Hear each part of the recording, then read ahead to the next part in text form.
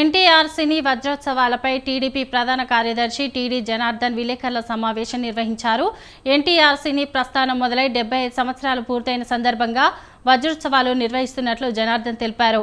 ఈ నెల 14న మొదలయ్యే వజ్రోత్సవాలకు ఎన్టీఆర్ కుటుంబ సభ్యులంతా హాజరవుతారని చెప్పారు. ముఖ్య అతిథులుగా సీఎం చంద్రబాబు నాయుడు, మాజీ ఉపరాష్ట్రపతి వెంకయ్య నాయుడు, సినీ ప్రముఖులు, అతిరథ మహారథులు పాల్గొంటారని టీడీ చెప్పారు. ప్రజలకు సేవ చేసే సంకల్పంతో రాజకీయాల్లోకి వచ్చిన ఎన్టీఆర్ ప్రపంచం సృష్టించారని అన్నారు. కాంగ్రెస్ ఇతర పార్టీలన్నింటినీ ఏకతాటిపైకి తెచ్చిన ఘనత ఎన్టీఆర్కి దక్కుతుందని జనార్దన్ రెడ్డి తెలిపారు.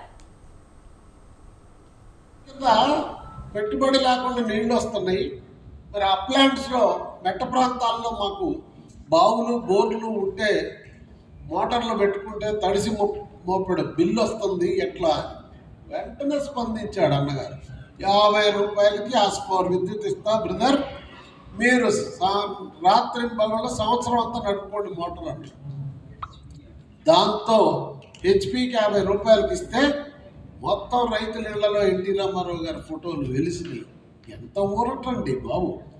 దీనికి ఆలోచించాడా? సమస్య ఉందంటే స్పందించాడు అన్నగారు. ఆయన హృదయం అలాంటిది, మనసు అలాంటిది.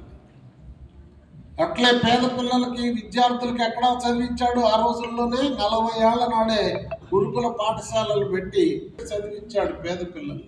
అంటే ఆనాడు ఆ స్కూల్స్లో చదివిన వాళ్ళే ఈ రోజున కలెక్టర్లు,